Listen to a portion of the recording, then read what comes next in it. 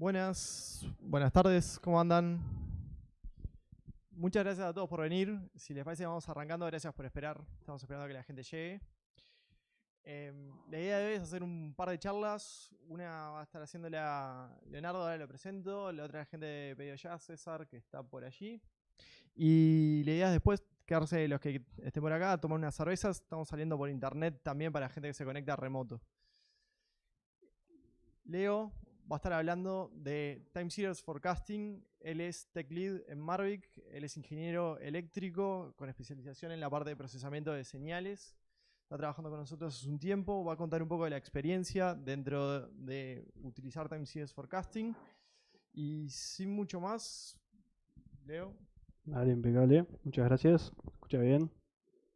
Bueno, como decía Ro, voy a hablar de Time Series Forecasting. Un poco la agenda acá que les muestro voy a hablar un poco de la motivación, el por qué, digamos, decidí hablar de esto. Eh, la idea es que la charla sea como bastante introductoria al principio y después se ponga un poco más técnica. Así que voy a arrancar, digamos, explicando un poco qué son las series temporales y qué implica su predicción. Cómo vamos a abordar la problemática de la predicción, la preparación de los datos en sí, el modelado de las series, y después un poco voy a hablar del estado del arte actual.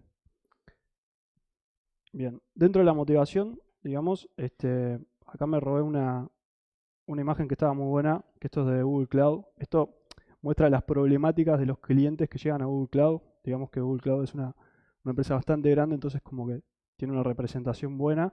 Y como ven ahí, digo, la gráfica que más representa, digamos, la problemática de los clientes es forecasting y prediction. Creo que también, digamos, la predicción de series temporales implica muchas ventajas, ya desde temas de logística, por ejemplo, hasta detección de anomalías y demás. Entonces ya voy un poco más a la parte de qué son las series temporales. Una serie temporal en realidad es un conjunto de datos que dependen del tiempo. El concepto se puede extender también a series que no parecería que dependan tanto del tiempo, como por ejemplo puede ser la posición de un objeto en el espacio. Y bueno, cuando hablamos de su predicción es tratar de buscar un valor próximo, por así decirlo, en función de entradas pasadas y otras características también. Acá les dejo un ejemplo, por ejemplo, una serie temporal bien simple puede ser la demanda de energía eléctrica, que ya se ven ciertas características que más adelante vamos a ver. Y si no, la otra, como les decía, el tracking de múltiples objetos o simplemente las trayectorias, ya es otro tipo de serie temporal. ¿Cómo abordar la problemática de la predicción? Yo acá dejo un punteo, digamos, de 4 pasos, si se quieren, más genéricos. El primero, digamos, es un análisis previo de los datos. Primero tenemos que ver qué volumen de datos tenemos. Hay que ver un poco también la complejidad de los datos, que eso va a condicionar mucho el pipeline que se haga y los modelos justamente que se usen. Y después también lo que está bueno es arrancar poniendo mucho foco en modelar el problema completo antes de tirarnos a probar modelos y demás. Como segundo paso es la preparación de los datos. Hay que tener en cuenta que en este paso pueden haber como muchas formas de hacerlo, por así decirlo. Cómo separamos los datos, digamos, o crear nuevas características y demás. Después, una vez que tengamos los datos, digamos, viene la parte de elegir el o los modelos. Más adelante lo vamos a ver. Y después evaluar la performance y reentrenar. Una vez que ya tenemos, digamos, todo el pipeline armado, vemos cómo nos estamos comportando y actualizamos también el modelo en sí. Yo me voy a estar enfocando en estos 2 pasos principalmente, que creo que son los más interesantes de la problemática. Bueno, dentro de la preparación de los datos, vamos a ver qué tipos de datos son aplicables en estos casos, cómo se suelen dividir, alguna idea básica, digamos, de qué implicancias pueden haber al hacer ingeniería de datos. Vamos a ver una comparación con otros tipos de problemas y después vamos a ver cosas a tener en cuenta cuando estamos armando los datos en sí. ¿Qué tipo de características tenemos? Bueno, principalmente hay 3 tipos de datos. Futuro conocido, por ejemplo, yo sé que voy a invertir cierta cantidad de dinero en publicidad. Tenemos también muestras a partir de pasado, o sea, tenemos todos los datos que impliquen el pasado, por así decirlo. Y después tenemos cosas que son constantes, variables que son constantes que no cambian a lo largo del tiempo. Acá les dejo un ejemplo de una tabla donde tenemos, esto es un ejemplo de juguete, digamos, tenemos el tiempo, tenemos SKU que vendría a ser lo que identifica un producto, y nosotros acá el objetivo es tratar de predecir cuáles van a ser las ventas en la región verde, digamos. Como ven acá, vamos a poder identificar variables constantes, como es el SKU, futuro conocido, que esto yo sé cuánto voy a invertir en publicidad, por ejemplo. Y después tenemos muestras pasadas, que en este caso vamos acarreando, por así decirlo, las muestras del mes anterior. ¿Cómo preparamos los datos? Bueno, es un poco distinto a lo que se suele hacer en Machine Learning. Acá la división de los datos se hace, digamos, con respecto al tiempo. Por lo general se dividen los datos en train y test. El test se deja al final, digamos, es la única porción de los datos. Y después se entrena el modelo usando ventanas temporales. Hay que tener un cierto cuidado que vamos a ver ahora, que es con el tema de evitar la fuga de información o la filtración de información de futuro. O del data leakage. Por ejemplo, ¿qué es lo que puede pasar? Acá pongo otro ejemplo que no necesariamente es aplicable, era solo para ejemplificar la problemática. Nosotros tenemos una característica que creamos, digamos, a partir de las ventas pasadas. Entonces decimos, bueno, de repente está bueno hacer un promedio de las ventas anteriores como información de entrada del modelo. ¿Qué está pasando acá? Nosotros dividimos en train y test y hicimos el promedio, digamos, de todas las ventas para los datos de test y todas las ventas y el promedio para todas las ventas en total, digamos, para el tiempo de test. Lo que está pasando acá es que cuando nosotros vamos a entrenar con las ventanas temporales, vamos a estar filtrando información futura porque tomamos en cuenta todos los datos en sí cuando estuvimos haciendo esta característica. Entonces, ¿cómo se debería hacer, digamos? En este caso deberíamos ir tiempo a tiempo calculando el promedio que se tiene hasta ese instante de tiempo. Esto es un poco una de las más comunes, digamos, de las problemáticas que hay a la hora de preparar los datos. Acá es una tabla de comparación que está buena, que es interesante, que la saqué de una charla de Feature Engineering, justamente, que tiene una comparación entre los datos tabulares para casos de regresión y clasificación, y después compara, digamos, para los casos de forecasting. Cuando dividimos, en la parte de dividir los datos, bueno, como les decía, cuando trabajamos con problemas de regresión y clasificación, se suele dividir los datos de manera aleatoria, y ya cuando hablamos de forecasting o prediction, lo vamos a dividir en función del tiempo. Después, cuando estamos creando características o simplemente estamos preparando las variables de objetivo, cuando nosotros estamos entrenando, por así decirlo, podemos precomputar ciertas características, podemos precomputar cosas que cuando estamos entrenando y haciendo un modelo de forecasting, lo que tenemos que hacer es hacer las características ad hoc, por así decirlo, o en tiempo de entrenamiento, como les mostraba en el ejemplo. Después, cuando hacemos la predicción, también, por lo general, cuando hablamos de problemas de regresión y clasificación, ya tenemos el modelo y lo único que precisamos es el modelo que ya tenemos entrenado. Y en general, cuando hablamos de forecasting, también necesitamos los datos. Y por último, para Feature Engineering o creación de características, por así decirlo, ingeniería de datos, para el caso de forecasting tenemos estrategias ya fijas, digamos, que son bastante distintas a las problemáticas de regresión y clasificación.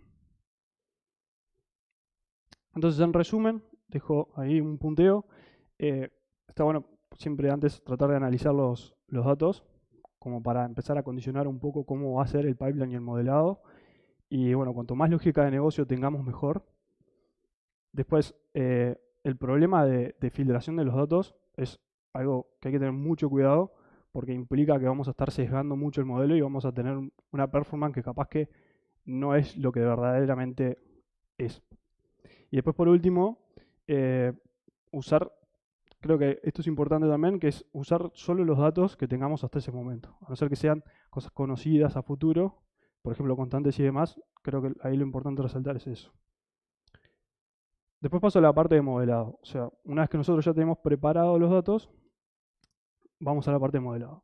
Yo acá dividí más o menos en dos tipos de métodos para hacer el modelado. Tengo los métodos clásicos y los métodos de Machine Learning y Deep Learning. En general, los métodos clásicos suponen un pipeline bastante complejo y después los modelos en sí clásicos, digamos, y más estadísticos, suelen ser bastante transparentes. suelen necesitar un conocimiento también de la problemática y los métodos de Machine Learning, por lo general, suelen ser un poco más abstractos en ese sentido. Yo acá pongo algunos ejemplos. Por ejemplo, podríamos modelar las señales con distribuciones conocidas y hacer estimadores, digamos, para poder estimar los parámetros de esas distribuciones. O también tenemos modelos estadísticos como pueden ser el ETS, ARIMA, Prophet o filtros de Kalman. Esos son solo ejemplos. Los que dejo en negritas es porque voy a hablar ahora más adelante, como para dejar un paneo general, digamos. Los métodos clásicos, bueno, como les decía, una de las principales suposiciones que se suele hacer sobre los métodos clásicos es que las series tienen que ser estacionarias, es decir, que mantienen ciertas características a lo largo del tiempo. La estacionalidad implica, está ahí, como les explico, digo, la esperanza no depende del tiempo, es constante y la autocorrelación tampoco. Y después, para poder aplicar los modelos, suele ser también necesario un gran preprocesamiento de los datos. Por lo general, como se ve acá, esto no, obviamente que no es algo que esté escrito en piedra, por así decirlo, sino que sí hay matices, pero por lo general, cuando tratamos con métodos clásicos, el modelo predictivo suele ser simple, pero el pipeline suele ser un poco más complejo. Eso siempre depende, obviamente, de los datos. Acá dejo un ejemplo de un modelo que se llama ARIMA, que está bueno porque involucra dos modelos en sí, que es el autorregresivo y el moving average. ARIMA descompone por lo general la serie en tres componentes, que vendría a ser el trending, seasonality y el residuo, que vendría a ser como el ruido en sí. Ese ruido por lo general se modela con una distribución normal. Y para hacer las predicciones se basa en el componente autorregresivo, que es uso muestras anteriores. Tenemos la componente también de integrated, que en realidad lo que hace es hacer diferencias entre las muestras para tratar de que la serie sea estacionaria. Y después tenemos el de moving average, que como les explicaba, usa las muestras observadas de ese ruido, digamos, para hacer las predicciones. Otro modelo que es interesante también es un modelo hecho por Facebook, que también es open source, que se llama Prophet. Prophet es similar, si se quiere, en el modelado de ARIMA, con la diferencia de que en vez de tomar el ruido, lo que toma en cuenta son componentes de receso. O sea, esto incluye, digamos, datos como, por ejemplo, tiempos de vacaciones, qué días de la semana y demás. Las características, se vio que fue un mejor método que ARIMA en muchos casos en donde las series temporales estaban como muy condicionadas a efectos humanos. Por lo general es más robusto también frente a datos faltantes. Y bueno, y otra característica que está buena también es que es un framework completo en sí. O sea, no solo dispusieron un modelo, sino que también dispusieron toda una librería. Acá me robé un meme que estaba bueno, de Deep Learning AI, que es como para ir viendo, digamos, que siempre Machine Learning está soliendo ganar, digamos, un poco más de fama en varios aspectos. Acá dejo un screenshot de un paper.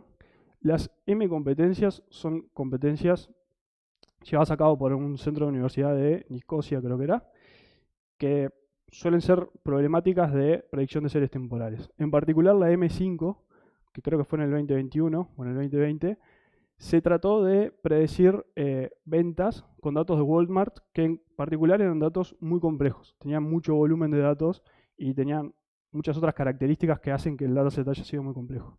Y bueno, acá publicaron el paper con los resultados y cosas que encontraron. Y uno de los principales, findings que tuvieron fue que los métodos de Machine Learning habían sido muy superiores con respecto al resto. Entonces, hablando de Machine Learning para predicción, o sea, estamos viendo que cada vez es más utilizado, digamos. Hay muchas opciones, como vamos a ver, y suelen ser robustos frente a distintos tipos de datos y datos complejos. Acá, como les muestro, mostrando el mismo diagramita, se suele ser que el modelo es más complejo que el pipeline, digamos. El pipeline suele ser un poco más simple y la complejidad la gana el modelo. Acá, para ir dejando algunas cosas claras, tenemos distintos tipos de predicciones, por así decirlo. Tenemos las canónicas, que es 1 a 1, yo predigo una muestra y en función de las anteriores sigo prediciendo. Y si no, tenemos los modelos de secuencia a secuencia. Un ejemplo del primero son las Temporal Convolutional Neural Networks. Es una modificación de las NNs clásicas. Lo que se hace es, se trata de que el modelo, digamos, no tenga información a futuro de las entradas. Las entradas en este caso serían los puntitos azules. y la idea es sacar esos pesos que miran, digamos, hacia el futuro para que quede causal. Suelen ser más rápido que entrenar, que algunos modelos recurrentes, y lo que sí tiene es que asumen, por esta característica que les comentaba, asumen que las relaciones temporales son invariantes. Sobre todo porque usan, digamos, como es una convolución, usan el mismo peso para analizar todo el resto de la serie. Y para aumentar el campo receptivo, que vendría a ser toda la información de la serie, de la entrada, digamos, y tener información también del pasado, suele requerir que se agreguen muchas capas, digamos, y filtros bastante grandes para poder captar esa información. Un detalle que creo que está bueno, cuando vamos de repente al límite de tener una sola capa, esto se compara con un filtro FIR, o sea, un filtro de respuesta finita, que es bastante conocido, digamos, dentro del área. Esto es como para compararlo con los métodos clásicos. Después tenemos las redes recurrentes, que también históricamente se hicieron para modelado secuencial. Es una arquitectura que es muy conocida también en el área de NLP. Y terminalmente cuentan con un estado que va guardando información pasada, digamos, de la serie, y es la que utiliza también para poder predecir. Esto es un ejemplo de también puede ser un modelo de secuencia a secuencia. Y por lo que estuve analizando también, la performance es superior frente a las redes convolucionales en general. Algo también que es comparable con los métodos clásicos es que se comparan con filtros bayesianos justamente por esta componente de memoria. Un ejemplo también de un filtro bayesiano es el filtro de Kalman, por ejemplo, que tiene esta componente. Y después tenemos los modelos de atención, que los modelos de atención han ganado mucho campo, digamos, acá en el área y en todo el resto de las áreas por su gran performance que tienen. Cuando primero se habló, digamos, de una arquitectura de un transformer y demás, creo que ahí fue cuando se empezó a abrir bastante a estas capas de atención, se empezó a abrir bastante el campo, digamos. Agregan características temporales usando pesos dinámicos, eso es una de las características que más buenas tienen, digamos, porque esto permite que la red se enfoque en ciertos patrones y ciertas características de los datos entrantes. Y bueno, tenemos dos beneficios claves, justamente uno es este, y el otro es que pueden aprender dinámicas temporales en régimen, es decir, cuando nosotros ya la serie está sentada, por así decirlo, logran aprender dinámicas en ese tiempo. Bien, haciendo una comparación general, de vuelta hay muchos matices, pero en general solemos tener un pipeline complejo y un modelo simple, que esto es en el caso de los modelos clásicos. Tienen muchas ventajas, por ejemplo, son transparentes, los modelos suelen ser bastante interpretables, que eso es algo que es una característica que está buena porque para el usuario es necesario darle ese feedback, digamos, del por qué es la predicción. Y después se puede inferir en las predicciones, o sea, nosotros podemos interferir, perdón, dentro de las predicciones, tweakeando ciertos parámetros. La contra es que se necesita, por lo general, un conocimiento bastante profundo del área y el pipeline puede llegar a ser realmente complejo. Después, después tenemos el otro caso, digamos, que tenemos modelo complejo, pero un pipeline un poco más simple, que este es el caso de las redes neuronales por lo general. Y bueno, suelen ser más robustas, tienen performance, en casos más complejos, tienen mejor performance que los modelos clásicos. Y también logran encontrar patrones que por lo general son complejos. Dentro de la contra, creo que acá es una muy buena a resaltar, es que no suelen ser muy interpretables. Suelen ser, digamos, la famosa caja negra. Y bueno, y por lo general tampoco se tiene mucho control sobre las predicciones. Entonces acá, digamos, tenemos la problemática de, bueno, ¿qué modelo vamos a usar? Nosotros, hablando más del lado de la experiencia, nosotros tratamos de predecir cuántas quejas, digamos, iban a haber en el tiempo. Nosotros usamos ARIMA, vimos que de repente la performance no era tan buena y pasamos a árboles de decisión y Random Forest. Y bueno, vimos que la performance era muy buena y ese modelo también lo que tiene de bueno es que tiene cierta interpretabilidad frente al resto, que bueno, que depende mucho del caso de uso que uno tenga, es qué modelo vamos a usar. No hay nada escrito en piedra, pero digamos, por lo general, cuando las características de la serie son que hay una fuerte estacionalidad, hay poca cantidad de series, o sea, porque nosotros también las predicciones las podemos hacer con varias series de distintas fuentes. Cuando las series no están correlacionadas, cuando tenemos poca esparcidad y poca intermitencia también, está bueno ir por estos métodos clásicos. Después ya cuando se complejiza un poco, las series, cuando tenemos muchas series que están correlacionadas, tenemos mucha esparcidad, es decir, nos faltan datos y además tenemos mucha intermitencia. También tenemos, como pongo ahí, variables exógenas, por ejemplo, precios, promociones y demás. Ahí es cuando, por lo general, se tiende a usar estos métodos más de Machine Learning. Y bueno, en función de esto, me puse a investigar cuál es el estado del arte acá en el área. Definir el estado del arte, digamos, es algo muy, muy particular, sobre todo en estos casos donde depende mucho de la problemática y los datos que uno tiene para determinar qué modelo usar y demás. Pero bueno, dentro de las características generales que elegí es que el modelo sea interpretable, que haya un código que esté disponible y que sea aplicable en un amplio espectro de datos, justamente por esto que les mencionaba. Dentro de esa búsqueda me encontré con este paper que está muy bueno, se llama Temporal Fusion Transformers. Proponen una arquitectura donde condicionan varias cosas. Primero, los datos se diseñó para que el modelo pueda trabajar con una diversidad muy amplia de datos. No solo estamos hablando de volumen, sino de los tipos de datos que mencionaba al principio. Van a haber datos constantes, van a haber datos de entradas también de muchos tipos, digamos, en el sentido de que pueden ser numéricas, categóricas, no estructuradas y demás. Y bueno, y también otra característica es que en este gran volumen de datos, muchos de estos pueden llegar a hacer ruido. Simplemente no llegan a aportar dentro de la predicción. ¿Qué características se buscaron dentro del modelo? Bueno, se buscó que el modelo sea principalmente interpretable para los humanos por este factor que les mencionaba, que es muy importante cuando uno toma decisiones, saber el por qué se predice, por qué es esa predicción, digamos. También otra característica que se buscó, que esto creo que también es una de las más interesantes, es que el modelo sea capaz de apagar entradas que fueran ruido y a la vez que el modelo sea capaz de generalizar y escalar. Esto lo vamos a ver un poco más adelante porque vamos a ver un poco la arquitectura muy por arriba. Pero llegaron a un modelo que es capaz de apagar ciertas componentes para adaptar su complejidad interna, por así decirlo. Para los casos que las series temporales son simples, el modelo suele ser más simple y para series temporales más complejas suele agregar componentes que permiten trabajar con esos datos. Otra característica es un manejo de distinta longitud de datos y después lo que querían es, bueno, todas estas características que les comento, seguro que va a involucrar varios tipos de modelo, por así decirlo, entonces ellos querían que tuvieran un modelo solo y que se entrenara de punta a punta, no querían entrenar módulos separados. La problemática se definió así, de esta manera.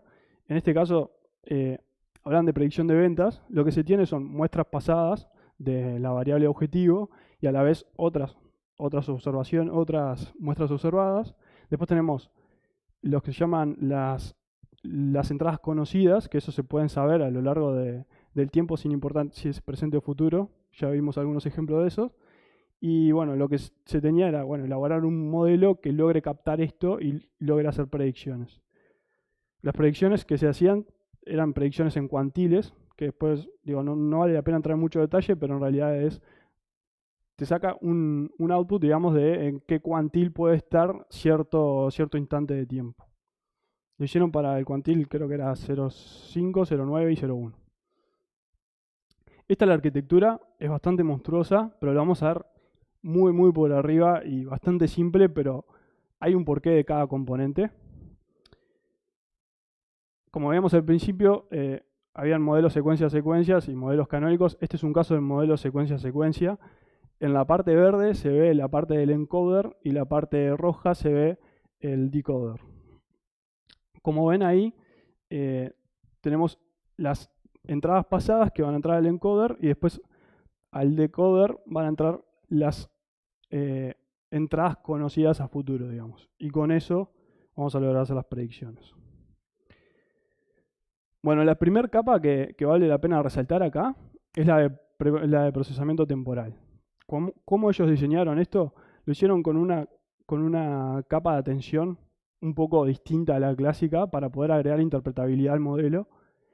Y bueno, y cómo lo construyeron, se dieron cuenta que esta capa de atención lograba captar características que estaban muy en el pasado, pero llegaba a perder ciertas dinámicas locales. Entonces, ¿cómo paliaron esa situación? Poniendo las redes recurrentes LSTMs para cada entrada ahí abajo. De vuelta, no voy a entrar en mucho detalle porque es bastante complejo. Voy a ir mencionando cada apartado y cualquier cosa después lo vemos. Después otra cosa que agregaron justamente para tomar en cuenta las entradas estáticas. Es un módulo que lo que hace es genera, digamos, es un módulo que le da contexto general al resto del modelo, haciendo un encoder, por así decirlo, de las entradas estáticas. Esta información se le pasa no solo a las, que vamos a verlo ahora, a los módulos de selección de variables, sino también se lo pasa al módulo temporal, digamos, y con esto lo que hacen es, les pongo un ejemplo que también va de la mano para hablar un poco de la selección de variables. Hay variables que pueden no tener mucho peso de repente en la entrada, como estas que les mencionaba antes, que pueden llegar a hacer ruido. ¿Y qué información nos pueden agregar las variables estáticas? Y bueno, por ejemplo, como les decía, se usa el vector de contexto para condicionar, digamos, en cierta manera, las predicciones. Por ejemplo, yo les digo, tengo un producto que es impermeable, es muy probable que en otoño se venda más que en otras estaciones. Esa información de si es permeable o no es una entrada estática y se distribuye, y lo que hace es en realidad tratar de aumentar o disminuir las predicciones, dando ese contexto general. Después tenemos la parte de variación de complejidad, que esto lo hicieron agregando gates, digamos, que lo que hace directamente son compuertas, por así decirlo, que hace que se prendan y se apague el modelo de manera dinámica, dependiendo de las características de las entradas. Y esto lo que permite justamente es adaptar la complejidad del modelo. Entonces, no todas las componentes del modelo son necesarias todo el tiempo. Hay momentos en los que es probable que no necesitemos algún módulo y bueno, estas compuertas, por así decirlo, son los que trabajan con eso. Y después, por último, tenemos la predicción de intervalos vía predicción de cuantiles, que es lo que le menciono ahí. Entonces, en términos generales, muy por arriba, es esa la arquitectura. Dejo ahí el link también al paper, cualquier cosa. Y bueno, con este modelo lograron crear un modelo que adapta su complejidad, creo que también lo resalté varias veces, pero creo que está muy bueno. Llegaron al estado del arte en muchos datasets variados. ¿Y qué implica esto? Tenían datasets muy complejos y muy simples y lograron llegar a valores realmente buenos. Y después el uso de las componentes explicativos logró que el modelo sea interpretable, digamos, no solo para detección de variables que son importantes en el problema, porque esto está bueno, porque nos resalta, digamos, qué variables están siendo importantes, por ejemplo, en la hora de vender un producto. Nos ayuda a tomar decisiones en ese sentido. Después logra también captar patrones temporales que llegan a ser persistentes en el tiempo. Y después también podemos analizar eventos significativos que capaz que para nosotros no es tan evidente. Bueno, el modelo logra captar eso. Y ahí terminando un poco ya, dejo un resumen de las cosas que hablamos. Creo que acá lo principal se debe tener mucho cuidado, digamos, a la hora de preparar los datos y crear características nuevas, por esto que veíamos, podemos llegar a sesgar el modelo. La elección del modelo depende de muchos factores. Acá, digamos, lo que pueden hacer es probar modelos. Siempre creo que lo más importante es tratar de modelar el problema antes de tirarse a probar modelos infinitamente, digamos, y después elegir algunos acotados en base a esa información y bueno, y ahí evaluar cuál es el mejor. Algo que no mencioné hasta ahora. Dale. Bueno, esto está aprendido, güey. Bueno, igual está bueno con vos. Hola, hola. Hablo con este.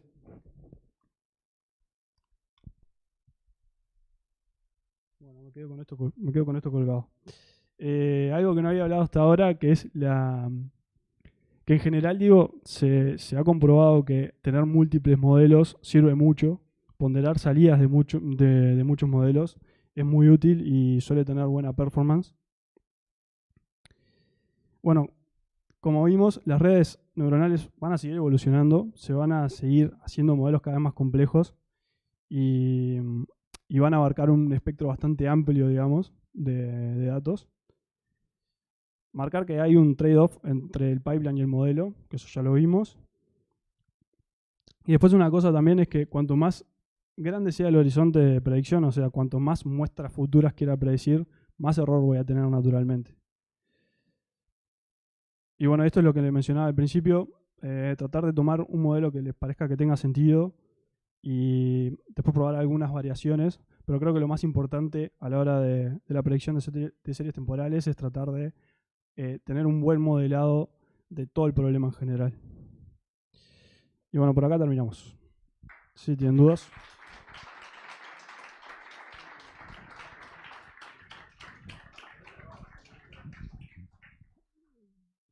Muchachos, si tienen preguntas, les acerco el micrófono, así los escuchan desde internet. ¿Alguien tiene alguna pregunta para hacerle a Leo de la charla? Ya al fondo.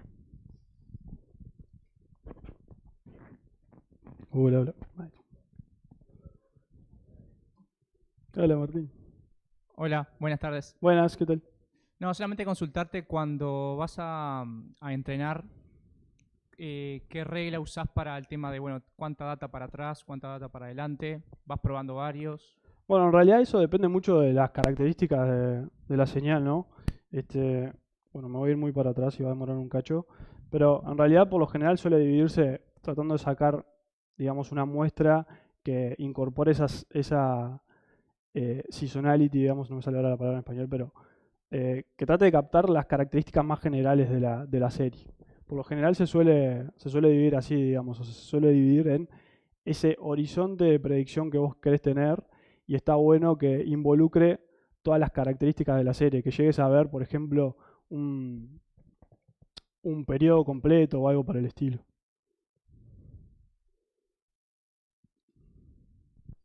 Acá Jorge Cardona pregunta por YouTube, no sé si tiene el suficiente contexto porque le hizo en el momento la pregunta. Preguntó definición de pipeline y enseguida dijo, ¿qué quiere decir que no se tiene control sobre las predicciones? Ok, predicción de pipeline, definición de pipeline en realidad es todo lo que nosotros hacemos por fuera del modelado en sí. Nosotros tenemos vamos a tener, como en cualquier problema de Machine Learning, una etapa de procesamiento de los datos, una parte de ETL básicamente, que es preparación de los datos. Y digamos, si el modelo es muy simple, como es el caso, muy simple no, pero digo, si el modelo es un modelo clásico, un modelo simple, nosotros necesitamos, por ejemplo, hacer un preprocesamiento más fuerte que comparado con Machine Learning. Por ejemplo, nosotros queremos que cumpla con estacionalidad. Entonces, tenemos que hacer ciertas transformaciones a los datos para llevarlo a esas hipótesis. También, por ejemplo, cuando nosotros hablamos de los métodos clásicos y hablamos de usar distribuciones, por ejemplo, de probabilidad, cosas del estilo, tenemos que transformar mucho los datos, llevarlo de distribución en distribución y eso complejiza bastante, digamos, el pipeline. Y después ¿cuál era la segunda, perdón, cuando hablamos de...? ¿Qué quiere decir que no se tiene control sobre las predicciones? Bueno, justamente, o sea, en una red, por lo general, en Machine Learning, digamos, y sobre todo, por ejemplo, hablando de CNNs y demás, nosotros tenemos muchos pesos involucrados en sí. Yendo al caso más atómico, un filtro de Wiener, por ejemplo, nosotros sabemos cuáles son los pesos que hay porque es como muy evidente para nosotros y muy transparente.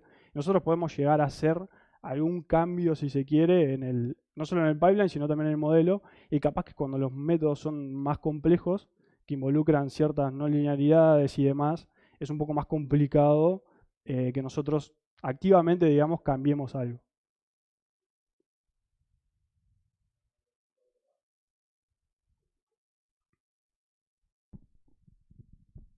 Solamente si llegaste a chiviar con la última arquitectura para probar. No la llegué a probar. No, pero está el código disponible, lo dejé ahí, cualquier cosa, pero no. No, sí estuve viendo los análisis que se hicieron dentro del paper. Ellos, lo que está bueno es que intentaron tratar de agarrar el espectro más amplio de problemas y ya iban desde predicción de tráfico hasta lo que les comentaba, predicción de ventas de múltiples productos. Y en todos los casos tuvieron muy buenos resultados. Y son datasets que están públicos, son conocidos, y entonces creo que eso está bueno porque implica que nosotros podríamos llegar a probarlo. Lo que tiene es que, como cualquier método de Machine Learning, nosotros precisamos muchos datos. Que no siempre se tiene eso. Cuando no tenemos muchos datos, se suele usar ya métodos más clásicos. Por YouTube preguntan, cuando hablaron de gates, ¿se referían a capas dropout? No necesariamente. Son capas un poco más complejas no mucho más complejas, pero digamos, son complejas que tienen una capa densa, por ejemplo, tienen una capa de ELU y después tienen otra capa densa y demás. En el paper está con más detalle, lo pueden ver ahí directamente de cómo es la dinámica de estas compuertas.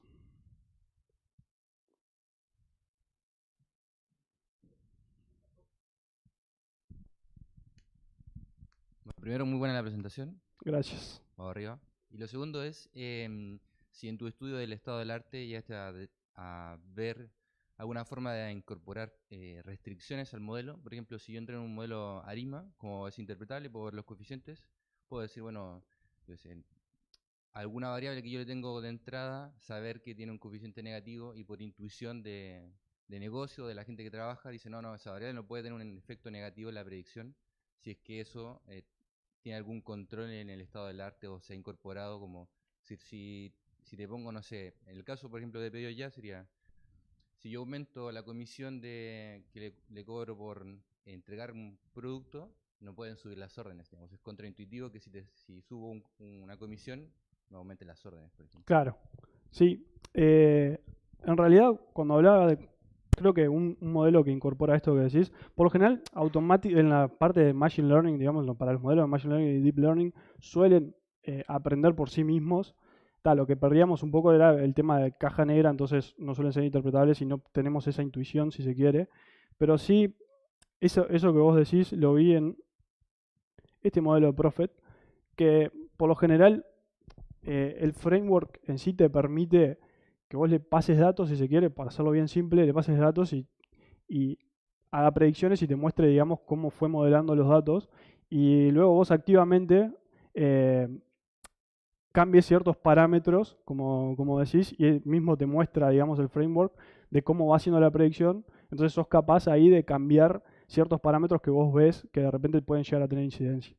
Dentro de ese análisis, digamos, Prophet fue el que vi que incorporaba esta característica. Seguramente hayan muchos otros, pero no llegué a leer absolutamente todo. Por YouTube piden el link del paper y calculo que también podría ser el link a las PPTs. Eso. Dale, lo dejo disponible, sí. Ahí va. ¿Alguna otra pregunta por acá? Voy a repetir el plato. Si en el... ¿escuchan? Ahí sí. Si en el... ¿Cómo se llama? En la competencia de la M5 o la M4, no me acuerdo cuál es el que estaba ahí en el ejemplo. La M5. Si llegaste a ver como las soluciones o las implementaciones que se hicieron o quiénes fueron las que ganaron, un poco para tener una idea de... Porque es, si no me equivoco, M4 o M5 tenía un dataset enorme, como con muchos SKUs Sí, creo que y, digamos, tenía esa complejidad que quizás los modelos tradicionales no pueden capturar porque tendría que tener millones de modelos. Pero si llegaste a ver como implementaciones de... Sí, si yo mal no recuerdo, las principales eran Random Forest, las que habían ganado, pero era un poco cambiado y por eso dejé el comentario final, lo saqué de ahí. Uno de los findings que tuvieron era que por lo general los que mejor performance tenían eran los que promediaban salidas de ciertos modelos. Y es más, creo que la persona que lo ganó lo hizo con Random Forest o LGVMs, ponderando varias predicciones. O sea, no se quedó con un modelo solo, sino que eran varios modelos. Creo que eso era algo interesante que estaba dentro del paper. En este paper hablan justamente de las principales soluciones y qué características tenían. Cualquier cosa se puede ver en más detalle ahí. Que también está linkeado ahí abajo. Bien, ¿alguna otra pregunta por acá? No, preguntarte si, digo, a ver, ahí. Con estos modelos nuevos que son basados en redes neuronales, que supuestamente con mucha mejor performance, ¿se pueden atacar problemas o se están tratando de atacar problemas de fenómenos de repente que se pensaban impredecibles, no sé, por decir terremoto, cosas climáticas? ¿Hay algo de eso? Hay un tema no menor ahí. Cuanto más compleja es la serie, más complejo es predecirla. Hay series, por ejemplo, predicción de stocks, que es muy difícil por sí misma tratar de predecirla. Con estos métodos más complejos, lo que nos permite es incorporar más información del entorno, o sea, otras series temporales, otras características, y nos permitan tener una predicción un poco mejor, por así decirlo. Sí, en comparación, volviendo al ejemplo de Arima, por ejemplo, métodos clásicos, sí se logra una performance considerablemente mejor con series más complejas, pero hay series que son demasiado complejas, o sea que no hay como, no son tan predecibles debido a que justamente dependen de muchísimos factores y hay muchos factores que de repente no son tan claros. Y también ahí ya entramos un poco en el área de causalidad, o sea, no necesariamente porque haya pasado un evento y está correlacionado, necesariamente sucedió por eso, por así decirlo. Entonces es algo muy complejo. Sí, vamos caminando en series cada vez más complejas, pero no hemos llegado al punto de lograr predecir todo, por así decirlo.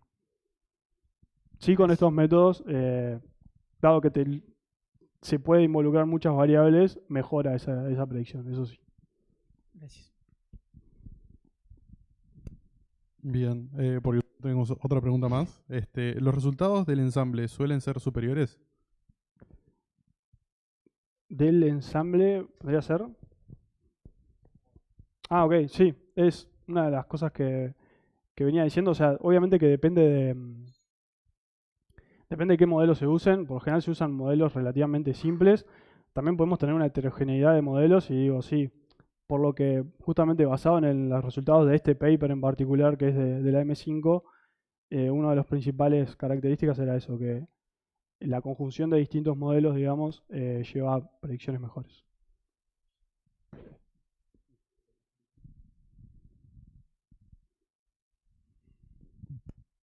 ¿Tenemos alguna otra pregunta por acá en la sala?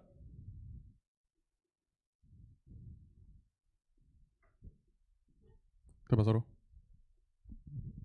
Muchas gracias, Leo, por la presentación. Ahora hacemos el cambio de speaker, viene César con nosotros y ya seguimos. En unos minutos va a haber algo.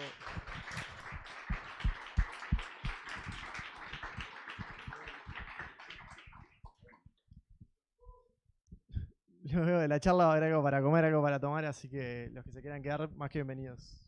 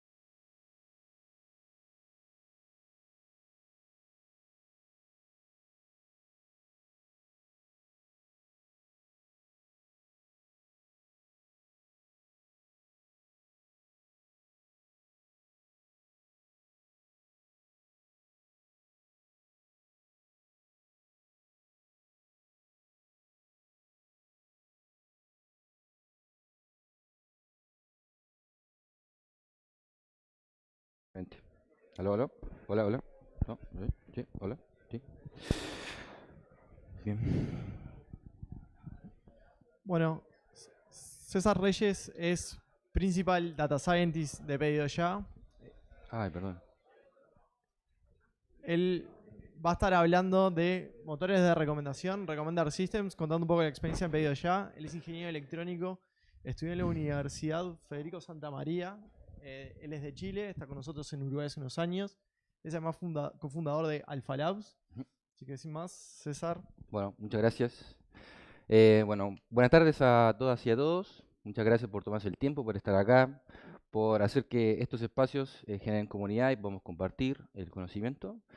Así como esto hay otros eventos con iniciativas en otros lados que también vienen en la misma línea, así que felicitaciones a los organizadores. Y bueno, la charla de hoy día es un poco hablar de sistemas de recomendación y cómo construir sistemas de recomendación. Un poco cuando estuve pensando la charla de qué contar, Internet tiene, o sea, cuando yo me metí en este mundo es como, me pongo a leer blogs, cursos, etcétera, y tienen como un foco quizás muy centrado en los modelos de sistemas de recomendación, y quizás no hablan tanto de cómo ponerlo en producción y qué componentes extras deberían como considerarlos cuando construimos un sistema de recomendación. Y también está muy cercado a un dataset que se llama Movie Lens, que es de películas, que tiene un rating. Entonces, creo que hay varias cosas más para contar. Y bueno, de eso va un poco la charla. Entonces, un poco qué son los sistemas de recomendación. Bueno, vamos a hacer una pregunta. ¿Quién ha interactuado con un sistema de recomendación en su vida? Que levante la mano. Así, con cualquier sistema de recomendación, consciente o inconscientemente. Bueno, los sistemas de recomendación están en todos lados. Interactuamos con ellos en todas las apps que tenemos, en internet, incluso en la vida cotidiana. O sea, yo quizás voy al almacén de mi casa, o sea, cerca de mi casa, y el que me atiende me conoce y más o menos me puede ofrecer cosas. Eso es un sistema de recomendación humano, digamos, pero en el mundo digital eso lo podemos escalar por los datos que tenemos y la información que almacenamos de nuestros usuarios y de las interacciones que tenemos con ellos. Entonces, por ejemplo, algunos ejemplos es la propia aplicación de pedidos ya. Digamos que cuando ustedes entran a la aplicación, les van a aparecer distintos como banners, nosotros le decimos swimlines, pero por ejemplo, volver a disfrutarlos, restaurantes populares, estos son para ti, etcétera. Spotify, por ejemplo, hechos para ti, playlists populares, etcétera. Netflix, el top elegido para ti, que yo no me llamo así, pero bueno, eso es lo que encontré en internet. Amazon, digamos, busca un producto, me dice estos productos son similares al que estás viendo. Y así, todo. O sea, lo que nos imaginemos tiene un sistema de recomendación por detrás. Instagram, Facebook, Google, páginas de ropa, etcétera. Un sinfín. ¿Y por qué vienen estos sistemas de recomendación o por qué son importantes o por qué las empresas le han puesto como esa importancia? Ups. Bien. Porque le queremos mostrar información relevante a los usuarios, dado que hoy día tenemos mucha información en Internet y en nuestras aplicaciones. Entonces, voy a cambiar. Sí, sí. Sí. Sí. Bien. ¿Todo ahí? Sí. Ahí. Ah, nada que ver eso.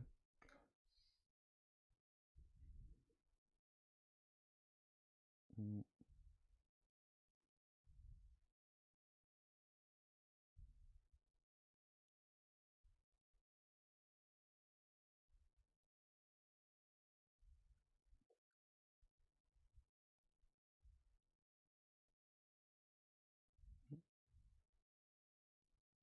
Bien.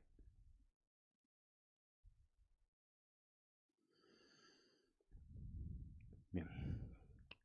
Bueno, eso que les decía, ¿no? Queremos mostrarle contenido relevante a nuestros usuarios, dado una gran cantidad de productos que tenemos en nuestras aplicaciones. Y también hay un estudio que se hizo como en el 2002, que es de comportamiento de las personas, en el que le mostraban, vamos a ocupar el puntero, acá, varias opciones a los usuarios para elegir. En este caso eran ¿cómo se llama? Mermeladas. Y a otro grupo le mostraba menos opciones y vieron que el 60% de los usuarios, digamos, eligió la opción que tenía más opciones, pero la conversión fue muy poquita, digamos. Muy pocos de ellos llegaron a comprar esos productos versus estos otros que la cantidad de usuarios que llegó a comprar fue mucho más alta, y un poco la conclusión de ese estudio fue, hay como, cuando hay muchas opciones es como una frustración a encontrar lo que queremos. Entonces, hay una gran importancia en mostrar contenido relevante y como o sea, mostrar 4 o 5 cosas dentro de un espectro y no mostrar, por ejemplo, 20, 100 o 1000. Bueno, ¿cuáles son los componentes como más elementales de un sistema de recomendación?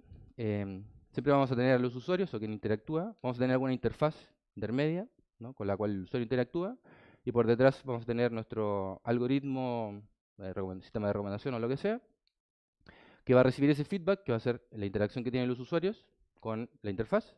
Y este recomendador lo que va a hacer es proveer de nuevos productos ordenados según las preferencias de este usuario.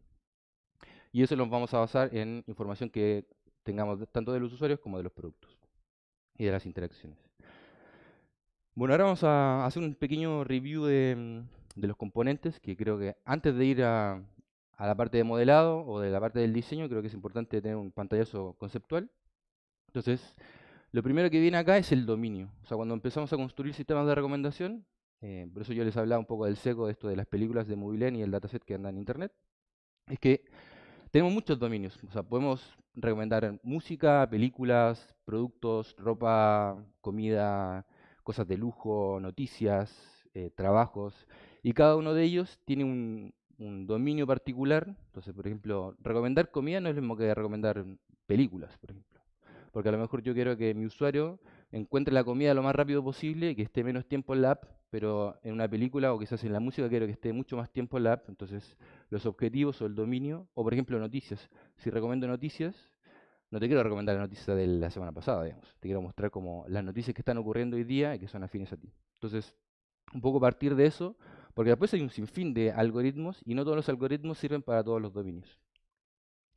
Bueno, después una parte súper importante es el propósito, para qué queremos un sistema de recomendación. Entonces, esto viene empujado mucho por la necesidad de negocio, del producto, lo que se quiere desarrollar, y es, ¿qué queremos mejorar? ¿Queremos mejorar la experiencia del usuario? ¿Queremos aumentar la conversión? ¿Queremos aumentar la cantidad de clics? ¿Queremos tener usuarios más activos, etcétera? Creo que esas preguntas llevan a encauzar. Tenemos el dominio, tenemos el propósito, y un poco ir buscando hacia dónde queremos llegar, que nuestro sistema de recomendación llegue. Otro punto importante es, por ejemplo, cómo nuestra interfaz o nuestra aplicación es. El usuario viene y interactúa una vez y se va, no se registra. Por ejemplo, voy y compro ropa, moda, ¿no? Voy a una página, elijo un producto, lo compro, a lo mejor lo puedo comprar sin registrarme, o es del estilo delivery como han pedido ya, que los usuarios son recurrentes, se registran y tenemos la historia de sus compras. Eso es un foco súper importante. O por ejemplo la última, que es los usuarios pagan una suscripción. Todos esos conceptos son claves para dilucidar cuál es la mejor estrategia a recomendar. Entonces, por ejemplo, en la primera, a lo mejor me voy a centrar en la información de las sesiones y voy a hacer un recomendador que se base en la información de la sesión de navegación. Y en la segunda, a lo mejor me voy a fijar más en las órdenes de los usuarios, en las interacciones que tienen con la aplicación. Después, un punto importante es el contexto, qué información tenemos y cómo ese contexto repercute en las recomendaciones que estamos haciendo, que puede ser el lugar, el dispositivo, la hora, los clics que hizo, lo que compró antes, etc. Después, los niveles de personalización, que eso lo vamos a ver un poco más adelante, pero quiero hacer algo súper personalizado al usuario, o quiero mostrarte los más populares o las playlists más escuchadas, que no tienen que ver con el usuario, sino con los items, digamos, o los proveedores que tenemos. Después tenemos temas de privacidad y de confianza o del usuario. Digamos, estamos usando información de nuestros usuarios para construir algo, y lo que queremos es que los usuarios confíen en nuestra recomendación. Por lo tanto, primero tenemos que ocupar información que podemos usar. No le podemos hacer una recomendación al usuario y que el usuario nos diga, pero ¿por qué me estás recomendando esto si yo nunca te entregué esa información, por ejemplo? Y también generar como esa confianza del usuario con nuestras recomendaciones. Después tenemos la interfaz, que es cómo el usuario interactúa con nuestras recomendaciones, ya sea o es una web, o es una app, es una lista, es un banner, etc. Y por último tenemos algoritmos, ¿no? Que los vamos a ver un poco más adelante ahora. Pero todos estos puntos que le dije son como súper importantes para encuadrar hacia dónde queremos ir. Y por ejemplo, nosotros en Pedido Ya hicimos una matriz y dijimos, bueno, tenemos a nuestros usuarios en diferentes niveles. Usuarios que son nuevos, que hicieron una orden, que ya tienen varias órdenes, y tenemos distintos objetivos de negocio. Y con eso construimos una matriz con la cual podemos decir, bueno, a estos usuarios o a este segmento vamos a aplicarles ciertas estrategias, y así ir como diseñando en estrategias para recomendar. Ahora, para diseñar, ¿no?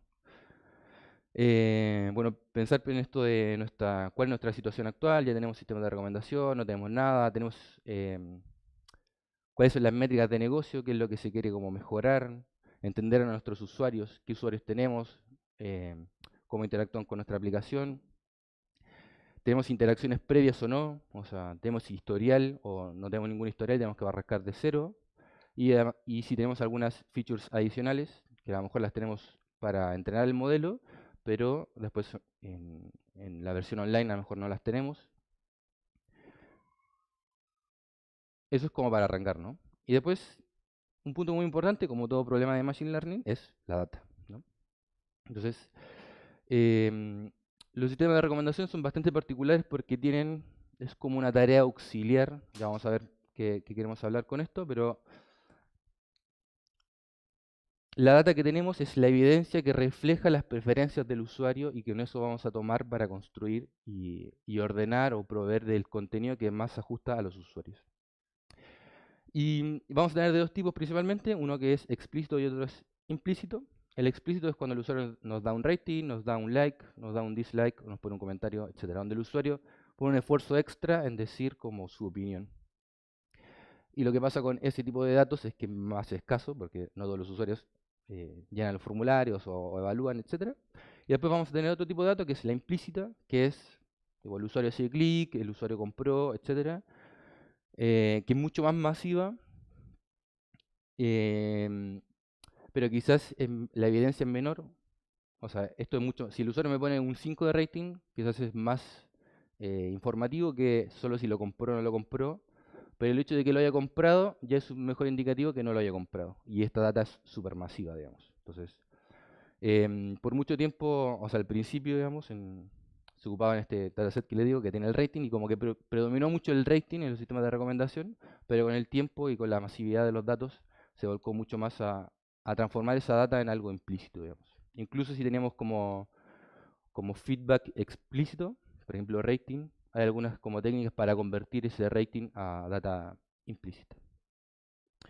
Después, empezar simple, no partir por algo súper complejo, y después seguir iterando. Entonces, quizás para hacer algo personalizado, vamos a necesitar data del usuario, interacciones. Algo no personalizado, no necesitamos data del usuario, a lo mejor le vamos a estar ayudando a encontrar el contenido que quiere. Así que, digamos, quizás partir por algo no personalizado. Y las recomendaciones, bueno, y después a medida que tengamos más datos, ir personalizando con más modelos y más estrategias, que si se fijan en todas las plataformas digitales, no es que te recomiendan una cosa, hay como N secciones de categorías, mejores de estas categorías, selecciones para ti, esos son los populares, eres de tu zona, etcétera. Entonces, porque es una tarea súper difícil, entonces saber cuáles son tus preferencias en el momento de hoy. Quizás hoy día quiero comer sushi, pero mañana no quiero comer sushi, digamos. Entonces, y a lo mejor siempre compro, pero ese contexto y esa información es difícil de capturarla quizás con un solo modelo. Y bueno, después es una pequeña diferenciación entre las recomendaciones y la publicidad, porque en las recomendaciones vamos a poner al usuario en el centro. En cambio, en la publicidad es como yo tengo algo que quiero darte a ti y voy a hacer como el mejor match de lo que tengo con los usuarios, ¿no? Entonces, el objetivo no es lo que le gusta al usuario, sino que, por ejemplo, yo quiero promocionar los restaurantes de mi aplicación, pero mi interés es que los partners me paguen a mí la comisión y que tengan la mejor conversión, no que quizás satisfaga más el usuario. Bueno, es un poco la diferencia, que acá lo que quiero es que el usuario esté como contento. Y aquí un punto importante es esto de que sea familiar. También tiene que ver con cuando yo construyo un sistema de recomendación, tengo que lograr que el usuario se sienta familiar con mi recomendación o que vea cosas que digan, ah, sí, eso me gusta, y que haya quizás algo nuevo para lograr como ese engage, digamos. También viene muy de la mano con la comunicación. Por ejemplo, dado que ya viste esta película, te recomiendo estas otras, que si solo te digo como, te recomiendo estas películas y nunca las viste, quizás no las vas a querer ver, digamos, porque no tienes el contexto. Pero si te digo, porque viste esta que sí te gustó, a lo mejor te van a gustar estas otras. Eso es un poco lo de familiarizar el contexto. Y lo otro es que si no logramos eso, o el usuario no lo va a usar, o incluso se podría como burlar de nosotros como, mira las recomendaciones que me hizo PedioYa, que son una basura. Pero bueno, eso esperamos que no ocurra. Después, un poco voy a hablar de lo que es el modelado de los modelos que existen, o los tipos. Los sistemas de recomendación se dividen a grandes rasgos en 3 tipos, podríamos decirlo. Uno que es basado en contenido, otro que son los filtros colaborativos y los híbridos que, bueno, que son la mezcla de los dos o la combinación. Y dentro de los filtros colaborativos hay como dos familias, unos que son basados en el modelo, donde el modelo persiste esa información de la recomendación, y las otras es simplemente, por ejemplo, una matriz. No hay un modelo de Machine Learning por el medio, sino un algoritmo. ¿Qué es esto de modelos basados en contenido? Es simplemente yo tengo como categorías o tags y digo, bueno, este producto tiene este tag, que yo lo conozco, digamos. Si fuesen películas, podríamos decir, estas son las categorías de las películas, estos son los actores que participaron, que es información que yo conozco directa y que la extraje de algún lado. ¿Bien? Y incluso podría poner incluso a los mismos usuarios en ese mismo, como el usuario vio esas películas o no, o alguna vez interactuó con con esta categoría de películas, etc.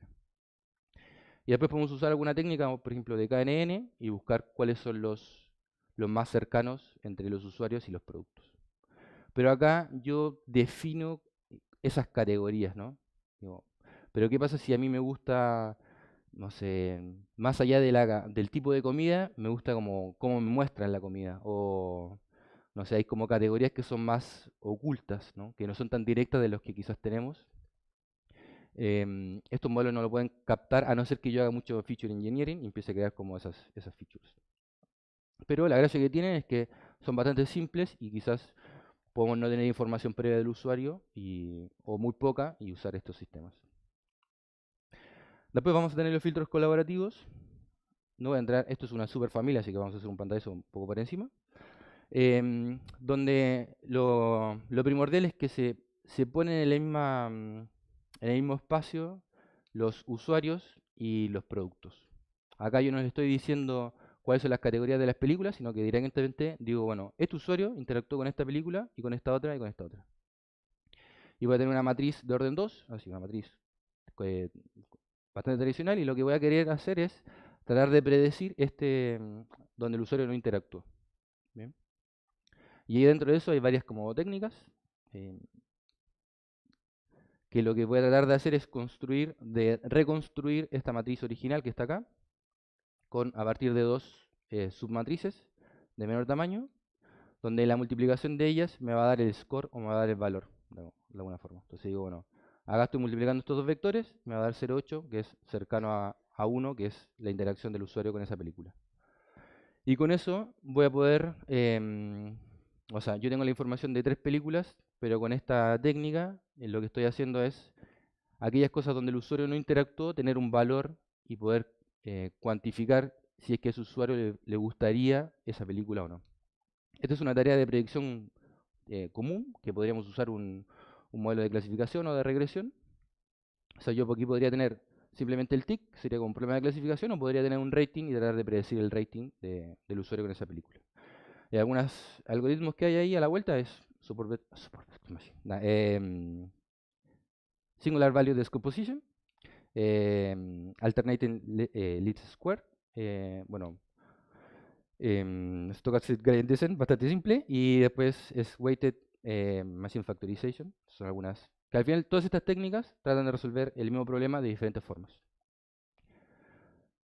Y bueno, y lo importante acá es, con estas técnicas voy a lograr tener un score, ¿no?, de eso que el usuario no interactuó, y después, como eso es un valor real, yo puedo ordenar y podría decir como, de lo que el usuario no vio, qué es lo más probable que podría ver, y así se lo podría mostrar en una lista, ¿no? Eso tiene un poco los sistemas de recomendaciones, que yo hago una predicción 1 a 1, pero lo que le muestro al final al usuario es una lista, no un valor particular. Después tenemos algunas técnicas híbridas, donde mezclan estas dos cosas. Esto es bastante viejo, desde el 2012, pero que se llama Slim. Y lo que lo que proponían ellos era, hagamos un modelo de clasificación tradicional y pongamos todas las features horizontales. Entonces acá voy a tener todos los usuarios, todas las películas, metadata de la película, metadata del usuario, el día, la hora, y voy a tratar de predecir ese score. Entonces así, junto a los dos mundos, que era el de basado en contenido y los filtros colaborativos, y voy a tener un score. Y bueno, y después viene la familia de... después se empezaron a meter los modelos de deep learning en los sistemas de recomendación. Este es uno que propuso Google el 2016 para App Store. ¿App Store? Sí. Y lo que ellos proponían era simplemente mezclar algo de baja dimensionalidad, es simplemente poner acá a todos los usuarios y todos los productos de manera horizontal. Y acá poner un embedding de los usuarios y de los items y poner una capa ahí oculta. Y después simplemente poner una sigmoid al final y tener el score. Y ahí un poco mezclaban, o sea, es una forma no tradicional de resolver. O sea, lo más tradicional quizás sería tener simplemente los dos embeddings, pero ellos proponen como aplicar una parte profunda y una parte white, digamos, ¿no? Después esta otra arquitectura que se llama Neural Collaborative Filtering, que fue propuesto en una universidad en China, no recuerdo bien ahí los nombres de los autores, pero dejo el paper abajo. Y lo que ellos dicen es, bueno, son dos propuestas, dos arquitecturas. Una es simplemente tener el embedding del usuario y el embedding del producto, y eso concatenarlo y poner una capa ahí, un par de capas ocultas, y poner una sigmoid al final. Y lo otro es, esta es la, digamos, solo la deep, digamos, y acá ellos proponen, en vez de hacer lo que hacía Google de poner todo en horizontal, es ocupar los mismos embeddings que estaban precalculados y hacer el producto punto, que es similar a lo que se hacía acá. O sea, esto que está acá, llevarlo en esta capita de acá. Y eso concatenarlo y después, bueno, aplicar otra capa oculta y calcular un score al final. Aquí viene otro más, pero son pocos más, no quiero... El mundo es bastante extenso, pero este es Deep Factorization, Factorization Machine, que es similar a lo que era Slime, es Slim pero con redes neuronales, que fue propuesto por Huawei, donde ponen n features acá, todas pasadas a categóricas, hacer embedding y hacer lo mismo, ¿no? La multiplicación similar a este que está acá, esto que está acá. Hacer la multiplicación de producto punto en la dimensión 2 y en la parte como profunda tratar de capturar complejidades más altas y después tener un score al final. Bueno, este es lo propuso Facebook y lo único que hicieron ellos un poco acá de diferente es que separaron todas las features numéricas de las categóricas, hicieron una separación ahí también en la misma idea de las categóricas, hacer un producto punto en la misma dimensión con las features numéricas y después aplicar una red ahí con algunas capas ocultas.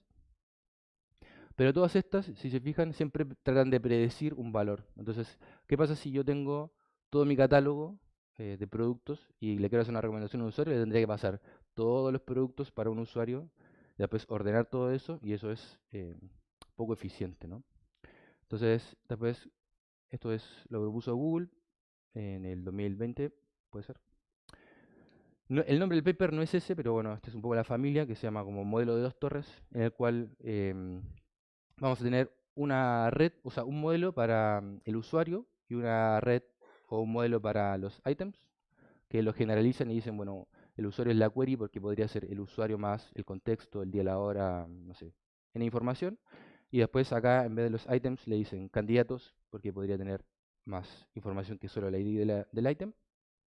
Y ahí podría construir de un simple embedding o una red más compleja o lo que yo quiera en cada uno de estos módulos. Y después voy a calcular el producto punto entre ambas. Pero lo que me va a quedar al final es con el embedding. O sea, lo importante es que cada una de estas, de cada uno de estos modelos, tiene un final un embedding de la misma dimensión. Lo que me va a permitir después es ocupar algunas técnicas para hacer una aproximación de todos los productos que tengo en mi catálogo dado un usuario, de una manera más eficiente. Acá está un poco el dibujito, ahí están los dos modelos. Después de que se entrenen, los puedo tener por separados y todo lo que tiene que ver con los productos, voy a pasar los items, voy a obtener los embeddings de esos items, los voy a precalcular y después los voy a indexar con el modelo original y lo único que voy a hacer es, en tiempo de inferencia, me va a llegar el ID del usuario y voy a obtener el embedding de ese usuario y lo voy a multiplicar con todos los que ya tengo precalculados de los items y voy a ocupar algunas técnicas ahí de aproximación para hacerlo eficiente y escalable. Bueno, modelos hay un millón de lo que quieran, transformer, autoencoders, entonces LSTM, etcétera, lo que quieran. Pero algo importante acá es que así como el word embedding revolucionó NLP, la misma idea de los items o el embedding de items está revolucionando todo lo que son los sistemas de recomendación. Y evaluarlo es también algo súper interesante de los modelos de recomendación. ¿Por qué? Por esto que hablamos de que es una tarea como auxiliar en la que yo voy a tratar de predecir algo, pero después te voy a recomendar en una lista ordenada. Eso es una de las cosas, ¿no? A tener en cuenta en los sistemas de recomendación. Y lo otro es que si yo tengo un clasificador tradicional y yo te digo a ti qué es, me vas a decir, es un gato, digamos, o es un perro, y no hay como duda. O sea, toma 10 personas, le pregunto, hago un promedio y eso no va a cambiar en el tiempo. Pero cuando tengo un sistema de recomendación y te muestro una lista, al único que le puedo preguntar es al usuario, digamos. No te puedo preguntar a ti si mi lista, o sea, mi opinión sobre tu lista de personalización o de recomendación, digamos. Entonces, como que tenemos un usuario y una evaluación, ¿no? Y bueno, la única forma que hay para eso es hacer un A/B testing con los usuarios reales. Igual podemos calcular este problema de clasificación y ocupar las técnicas que tenemos clásicas para tener como una dirección de si vamos bien o no, pero el resultado final siempre va a ser un A/B testing. Y como hablabas en la charla anterior, un poco el split de los sistemas de recomendación también es un poco diferente a los a los más tradicionales. Yo tengo usuarios y items y no lo puedo cortar en el medio, digamos. No puedo dejar usuarios afuera. Porque después no tengo cómo evaluarlos, digamos. Mi modelo no tiene información de ellos. Entonces lo que se suele hacer es sacar interacciones de los usuarios. Entonces me voy a quedar, por ejemplo, con la última interacción del usuario, las últimas 10. Podría ser algo random, pero quizás hay un sesgo ahí con el tiempo. Y bueno, hay varios, o sea, ¿cuál es la mejor métrica para evaluar mi modelo? Vamos a tener las clásicas que son las que se llaman Decision Support Metrics, que puede ser desde el, no sé, el error cuadrático medio, o la loss, o algunas métricas de ranking, por ejemplo, como map o hit rate. Pero eso nos va a dar una señal, ¿no? Un indicador. Y después vamos a tener otro que es súper importante, que son el recommendation centric, digamos que es cuánto de mis productos estoy recomendando, que es el coverage, qué tan diversos son mis recomendaciones, están sesgadas a solo los productos populares. Y hay un poco el problema ese que tuvo YouTube en algún tiempo, que si tú solo interactuabas con un tipo, como que después YouTube solo te recomendaba siempre lo mismo y caías como una burbuja. Entonces, tratar de evitar ese problema. Y también es como qué tan seguras son las recomendaciones que le estamos haciendo a nuestros usuarios. Después hay otras cosas más relacionadas con el usuario, por ejemplo, la novedad, la sorpresa que le podemos mostrar con nuestras recomendaciones. Después algunas cosas más por ejemplo, esto es más clásico quizás de los modelos de Machine Learning tradicional, que son las métricas de negocio, que es lo que queremos mover con nuestro sistema de recomendación. Y después más cosas que tienen que ver con la escalabilidad y para ponerlos en producción, como la escalabilidad, la estabilidad, etcétera, ¿no? La latencia. Y esto es un dato interesante que se lo planteé al principio, esto de que solo se pueden evaluar con A/B testing. Y acá hay dos papers, que es el Wide and Deep de Google, que lo aplicaron en Google App Store, y que muestran, por ejemplo, acá ellos miden el AUC del modelo, y si se fijan no es muy diferente entre los tres que probaron. Pero después cuando hacen la prueba online, que es las adquisiciones que tienen de los usuarios, sí se ve una diferencia mucho más significativa, ¿no?, entre control y las dos variaciones que tenían. Y acá hay otro de Alibaba, que también, digamos, si se fijan en la métrica que usaban la misma, no es que aumente un 10%, pero en el CTR, que es la cantidad de clics que hacían los usuarios, se aumentaba muchísimo más que lo que aumentaba la métrica de performance del modelo. Entonces, que un modelo tenga un mejor score en la predicción no necesariamente significa que va a ser el mejor modelo, pero bueno, nos da un indicador de que vamos bien y la única forma de testearlo es con los usuarios finales. Y después, para cerrar, un poco cómo esto lo podemos poner en producción y cuáles son como los desafíos, ¿no?, que los sistemas de recomendación. no son solo los modelos, sino que es un sistema complejo que tiene muchas partes. Este es esta idea de 2 fases, digamos, fue más público en el 2016 cuando Google puso su paper de YouTube, que también fue como el pionero en mostrar que lo que estaban haciendo no solo el modelo, sino decir, este es el modelo y así lo estamos implementando. Y ellos ponen 2 fases, una es la generación de los candidatos y la otra es una etapa de ranking. Entonces ellos dicen, bueno, tengo millones de videos y voy a tener un modelo que me va a generar una serie de candidatos que van a estar dentro del orden de los cientos o de los miles podrían ser. Y después voy a tener un modelo de ranking que va a tomar eso y lo va a ordenar de una manera óptima con otra información extra, ¿no?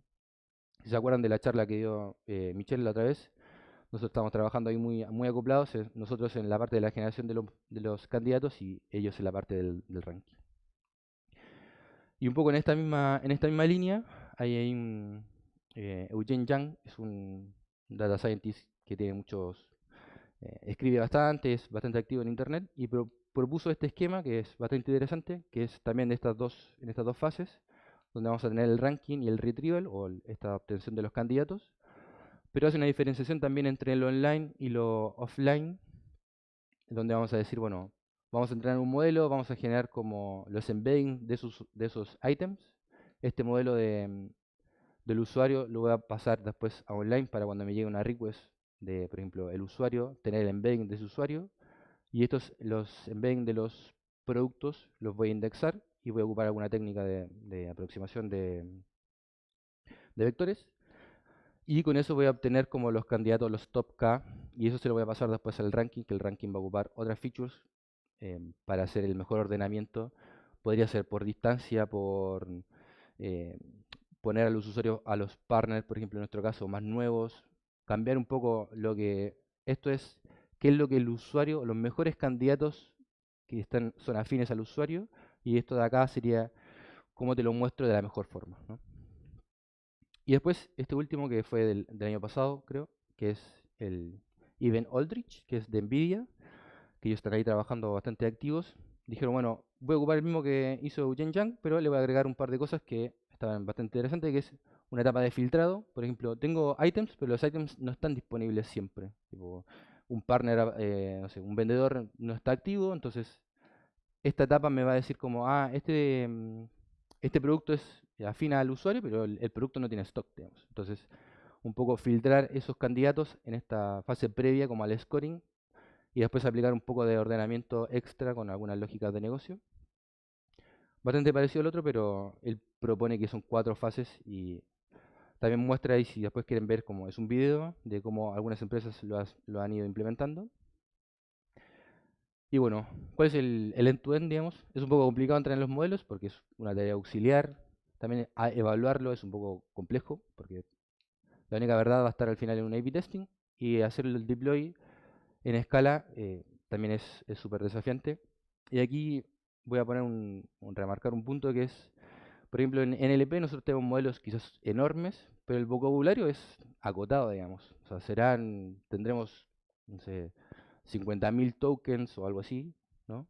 Pero cuando tenemos sistema de recomendación tenemos millones de productos. Entonces, por millones de productos, un embedding que sea muy chiquitito de 32, por millones de productos es enorme, digamos. Entonces, entrenar eso, evaluarlo y ponerlo en producción es altamente desafiante.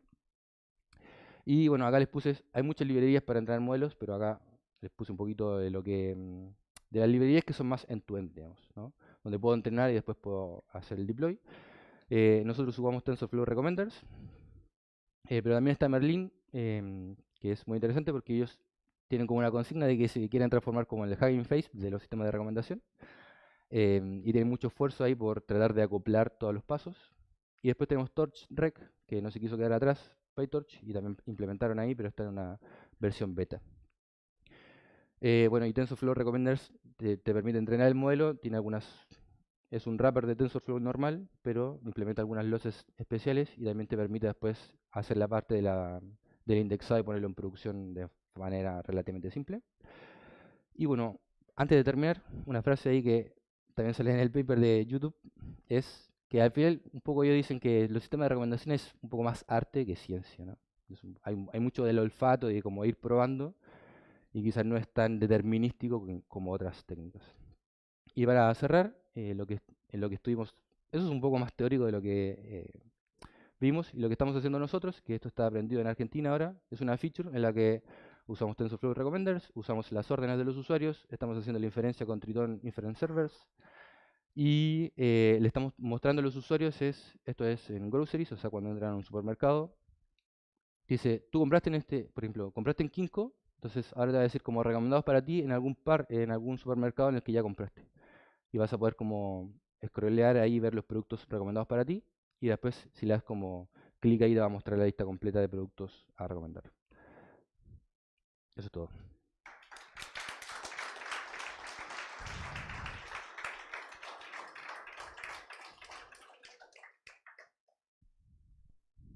Buenísimo. ¿Alguna consulta? ¿Alguien tiene?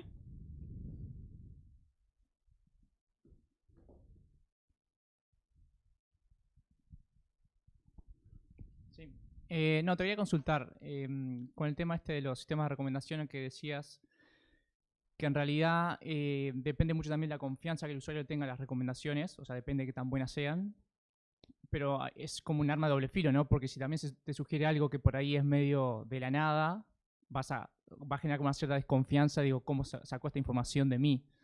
Y digo esto creo que hay una psicosis generalizada Sí. de que los celulares escuchan, y digo, me ha pasado que estoy comentando algo y de repente me llega una propaganda de lo mismo que estaba discutiendo. Entonces te quería preguntar ahí qué opinás vos sobre eso. ¿Es psicosis generalizada? ¿Hay algo de realidad? No sé si vos opinar así en profundidad. Lo que sí, el mundo de publicidad, de advertisement, está muy metido, o sea, son modelos gigantescos que toman como información de muchos lugares y aunque uno a veces piensa que, porque yo estuve hablando, pero a lo mejor estuve hablando, a lo mejor lo busqué antes o incluso el geolocalizado, digamos. No sé si se habrán dado cuenta en Instagram. Si ustedes se crean la primera cuenta, tiene mucha información de tu geolocalización, digamos. Entonces, usuarios que están cerca tuyo pueden haber estado hablando de eso y como que toda esa información se cruza en tiempo real. Em, no sé si escucharán o no, pero sí creo que hay mucha información aledaña a nosotros, digamos. A lo mejor yo conversé contigo de, no sé, de algo que comí súper rico ayer y a lo mejor tú lo buscaste después.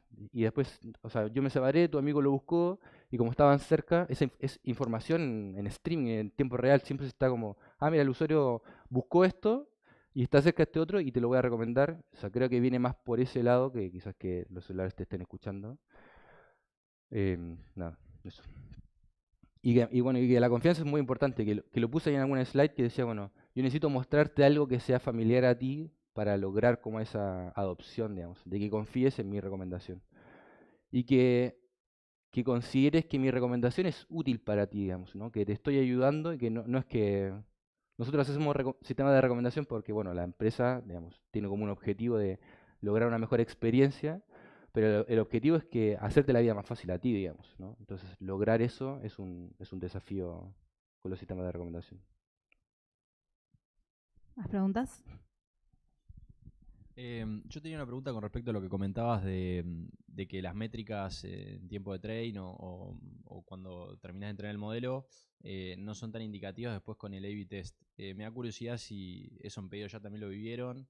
Entiendo que es bastante más complicado por el hecho de que tenés que no solo entrenar y generar algo, sino que lo tenés que llevar a producción para poder hacer el test A/B. ¿Hay alguna intuición ahí que puedas ver Sí, de o sea, algo? no es que sean malas, sino que quizás no reflejan, ¿cómo decirlo? No reflejan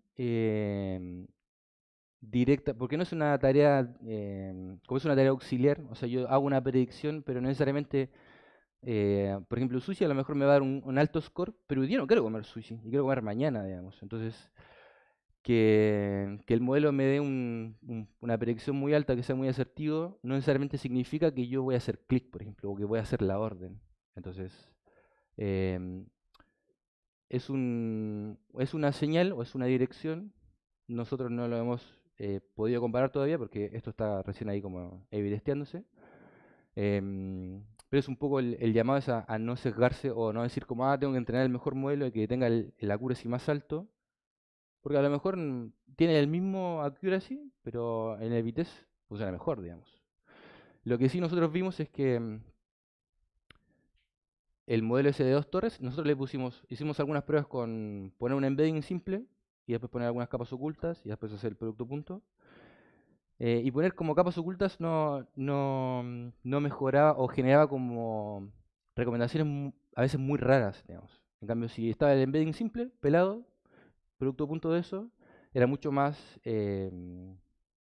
familiar, digamos. Es como, después veía las recomendaciones y decía, compro mucho a frutas y verduras y lo primero que me salían eran frutas y verduras, pero si le ponía muchas capas ocultas, de repente me aparecía uno al medio, algo nada que ver, digamos. Entonces, creo que ahí también es un poco un juego, y de que nosotros en la primera versión, en la que está ahora, no tiene features extras, como de contexto, sino que partimos con lo más simple, que fue User ID, Product ID, y quizás si le ponemos más información de contexto, día, hora, qué hizo clics, qué compró antes, etcétera, a lo mejor ahí sí capas ocultas pueden mejorar el performance de las recomendaciones.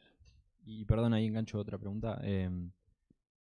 Me da curiosidad también esto que vos hablabas de la puesta en producción versus el modelado. Ahí dentro de PedoYago, en tu experiencia, si, no sé, capaz que uno a veces se trata de enfocar más en el modelado y deja un poco el otro de lado. Por lo menos en nuestra experiencia, la parte de puesta en producción ha sido un desafío bastante grande. ¿Tenés algún comentario de eso? ¿Es algo a tener en cuenta y no dejar de lado? Sí, hay un gran gap ahí, digamos, entre entrenar un modelo y llevarlo a producción y que escale. Porque nosotros tenemos otras, o sea, lo que les mostré ahí es de productos de supermercado, pero por ejemplo, para restaurantes tenemos otras estrategias y ahí precalculamos y precomputamos, por ejemplo, pero claro, necesitas una escala mucho mayor de, quiero guardar recomendaciones para todos los usuarios, necesitas una cantidad de espacio enorme, digamos. O sea, no sé, un Race con 60 gigas. Aparte es una torta de plata, digamos. Eso. Y bueno, esto otro, nosotros ahora estamos trabajando en desarrollar una plataforma interna y ¿cómo se llama? Nuestro server de modelos es Triton, que está desarrollado por NVIDIA, que es altamente escalable. O sea, hicimos pruebas de performance ahí con la app y, digamos, solo usando CPU, tiene un performance súper alto y que es multi-framework, las respuestas son estándar en distintos modelos. También probamos TensorFlow Serving directo, pero claro, al final preferimos tener un framework que sea como uniforme y que me pueda cambiar entre distintos frameworks sin problema. Y bueno, estamos tratando de achicar ese gap de que sea lo más rápido posible. Y nuestro objetivo es en un día poder hacer un deploy de un modelo, pero bueno, estamos en ese camino. Muchas gracias. ¿Más preguntas?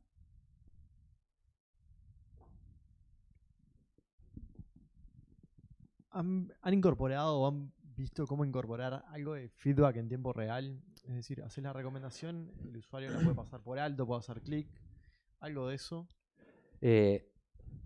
Eso está, no sé si planificado, sería como muy bueno, pero eso es muy costoso igual.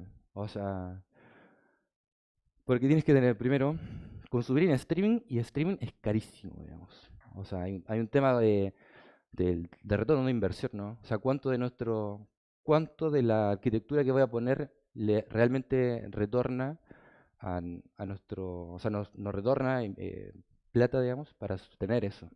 Y que nuestra aplicación quizás es diferente a Instagram, donde yo en Instagram estoy como interactuando constantemente y tengo ese feedback como en la vuelta, y quizás yo voy y compro, y, o sea, primero que tengo hambre, entonces quiero como que sea lo más rápido posible y no estoy como interactuando con la app constantemente. Quizás es más valioso tu histórico que lo que estás haciendo como en el minuto a minuto, digamos. Lo que sí puede ser es poner más información y contexto de lo que está pasando, ¿no? Tipo, cuánto tiempo llevas en la sesión navegando, o información que podamos sacar que no necesariamente venga del streaming, porque procesar como información en streaming, como, ¿qué fue lo último que estuviste viendo en los últimos 5 minutos, los últimos 10 minutos, etcétera? Agrega como otro desafío, otro challenge ahí de tener como un feature store a escala, que tenga, ¿no? un streaming, que se procese eso, etcétera. Buenísimo. Y te cancho otra pregunta ahí. ¿Han investigado el Graph Neural Networks en combinación con Recommenders? Solo lo he leído, no llegué a implementarlo. Creo que tiene algo, fue algo que me inspiró en algún momento, fue de recomendaciones de lugares para visitar. Cuando yo viajo, que hubo bueno, hay una conferencia que se llama Rexis, o sea, una conferencia internacional ahí, donde todos los años hay una empresa que pone un challenge, pone como dataset, que eso es súper interesante de esa conferencia, que está muy junto a la industria con la academia, donde la industria dice, toma, aquí está el dataset, propongan como las mejores soluciones, y una de esas fue, ¿cómo se llama esta empresa? Bueno, hay empresa de viaje en Europa, entonces era cómo recomendar la siguiente locación en tu trip, era cómo armar tu trip bueno, no me acuerdo cuál se llama la aplicación. Y ellos ocupaban un modelo basado en grafos, que la gracia que tenía era que podías incorporar la distancia, digamos. Creo que eso podría ser muy útil para las recomendaciones de nosotros, que tienen mucho de la distancia, ¿no? ¿Dónde estoy yo parado? ¿Dónde están los partners? ¿Cuánta es la distancia? Porque hoy día nosotros no le estamos diciendo al modelo la distancia, dónde están, ¿no? También tenemos un constraint, ¿no? Yo no te puedo recomendar restaurantes que están en Punta del Este, digamos. Que esa solución, que también tiene otro problema de escala, ¿no? Los modelos de grafo también tienen ponerse en producción tiene quizás un paso extra más que, que los tradicionales, pero no lo hemos implementado, sería interesante revisarlo. Tenemos una pregunta por acá. Ujú. Si es que la arquitectura de un sistema de recomendación se puede comparar o asimilar a la de un date site. ¿De un? Date site. No sé qué No es. sé si pueden. No sé si la persona que hizo la pregunta. Sí, bueno. Ah, Ok. claro, o sea, sí. O sea, los sistemas de recomendación son cada data sensor. Claro, de hecho, hay unos sitios que te dicen como, te ponen tus preferencias al principio y después, tipo Tinder, voy como seleccionando y voy como recomendándote según la información que me diste previa, de como qué es lo que querías y después de lo que fuiste visitando. em, que también viene como de la mano, por ejemplo, en recomendación de ropa, de cuando yo busco cómo ocupar las imágenes para darte mejores recomendaciones, ¿no? De poner como, quiero esta ropa y que te muestre, por ejemplo, ropas que son parecidas y poner como el color y quizás, quiero un traje rojo y tratar en vez de traer productos, que te traiga las imágenes y usar eso como información. Nada, cualquier plataforma digital lo implementa, digamos. ¿Más preguntas? Quería preguntarte, vos mencionaste lo de YouTube, el problema que tuvieron, que recomendaban siempre lo mismo y que se implementaron formas de contrarrestarlo. Más concretamente, ¿cómo se encara ese tema? ¿Se recomienda algo al azar o cómo se sale de ese loop que está corriendo ahí?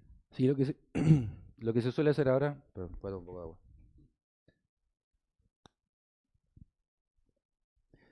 Lo que se suele hacer es combinar estrategias de recomendación. Entonces, si te fijas ahora en YouTube, cuando estás viendo algo, en los como videos siguientes a ver, hay algunos que son asociados a lo que estás viendo directo, pero hay otros que no tienen nada que ver, digamos. Entonces, lo que tratan de hacer es mezclar distintas estrategias que podrían ser, por ejemplo, las basadas en contenido o cosas que son populares y tratar de intercalar y de reordenar eso y no sesgarlo solo a un tipo de modelo, digamos. Y siempre mostrarte contenido que no esté de un solo modelo, ¿no? El ensamble de todos. Y el otro también un poco un factor de aleatorio. ¿Y qué otro? Bueno, y YouTube lo otro que implementó es que no, viste que te pregunta como, llevas un tiempo como viendo y te pregunta como, ¿sigues viendo este contenido? Porque lo que pasaba era que yo te recomiendo algo y como era automático te ponía el otro video, entonces entraba en un loop del mismo modelo, digamos. Entonces después el modelo se entrenaba y se entrenaba con lo que ya habías recomendado y como que se reforzaba la recomendación N veces, digamos. Entonces ahora y le pusieron como un stop y dicen, no, si ya no estás, puedo parar y puedo frenar ese loop, digamos. Después cuando reentreno el modelo. Bien, gracias. ¿Más preguntas? Bueno, Muy buena charla, primero que nada.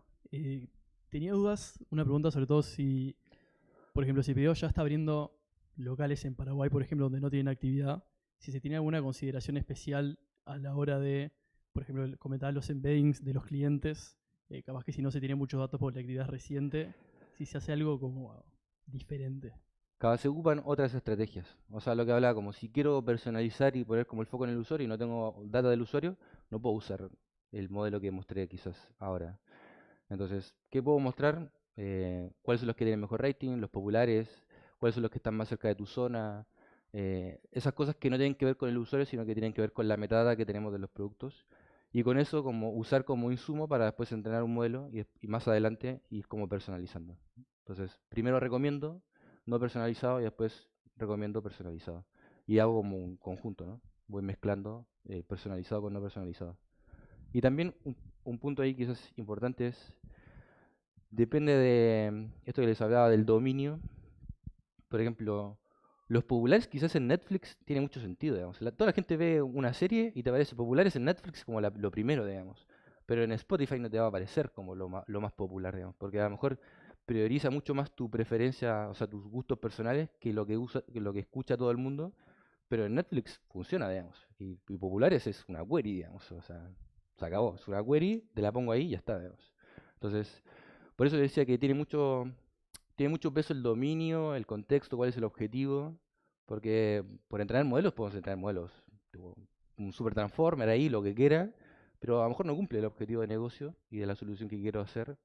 Y voy a estar 5 meses y no voy a tener un impacto real, digamos. Entonces, tener impacto, hacerlo rápido, tener feedback del usuario y así. ¿Más preguntas?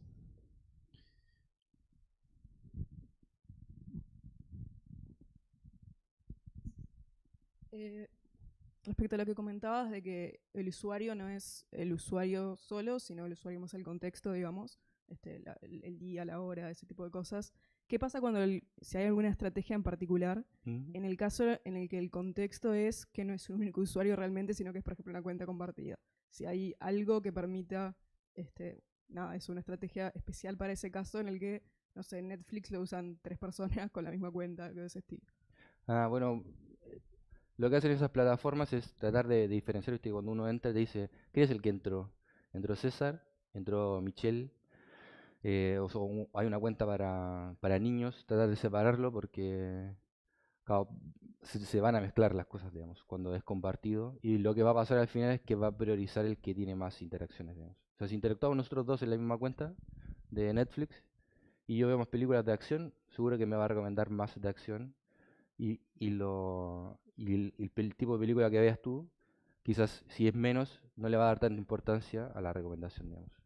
Por ejemplo, lo que pasaba, es un ejemplo, es una anécdota, no sé si estamos grabando o no, pero no va a dar el nombre, pero un compañero revisó en Argentina su ID, ¿no? De las recomendaciones. Y él tiene su celular y lo pide él y su pareja, digamos.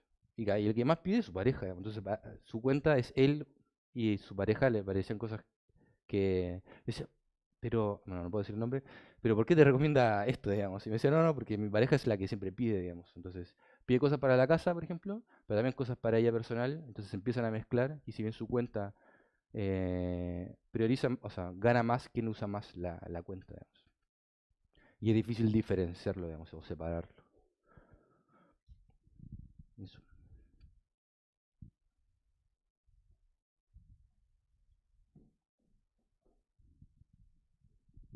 Hola. Buenas. Muy buena la charla también. Tenía una consulta más de curiosidad. Si alguna vez se habían planteado el tema de, por ejemplo, un usuario elige un producto en un restaurante y le quieren recomendar un producto similar en un restaurante que le quede más cerca. Si han trabajado con algo de ese estilo o cómo lo encararían. A ver, ¿cómo de nuevo? Elijo un producto, digamos, no sé, una hamburguesa en cierto comercio y quiero recomendar una hamburguesa en un lugar que me llegue más rápido el pedido. Sí, ahí hay como dos. O sea, hemos pensado en esto de recomendarte como cosas de otros partners o de otros restaurantes, pero también hay un tema nosotros tenemos varios actores dentro del ecosistema de pedidos ya, digamos, de aplicaciones, que están los usuarios, están los restaurantes, están los repartidores. Entonces, si un partner después me podría reclamar de por qué si entra a mi menú y le está recomendando productos de otro restaurante, digamos. Entonces, creo que ahí no es un problema legal, pero es un problema como con el ecosistema, digamos, porque te vas a estar como cagado. O sea, le vas a dar una mejor experiencia al usuario, pero hay otro actor que se va a perjudicar, digamos. O se va a sentir como... Porque a lo mejor, así como como hay otro que se ve beneficiado, él también se puede ver beneficiado, pero eso es difícil de comunicarlo, digamos. Entonces, no lo hemos implementado, pero tiene como esa restricción, digamos. Muchas gracias. Bueno, vamos a terminar por acá y ya vienen las pizzas. Así que muchas gracias a César, muchas gracias Leo. Y bueno, también queremos aprovechar a contarles que el 6 de octubre también tenemos una charla en la cual va a estar participando Martín del equipo, que también es organizada por Pedido Ya, y el tema es justamente sistemas de recomendación. Así que bueno, también los esperamos por ahí. Y bueno, disfruten de lo que viene.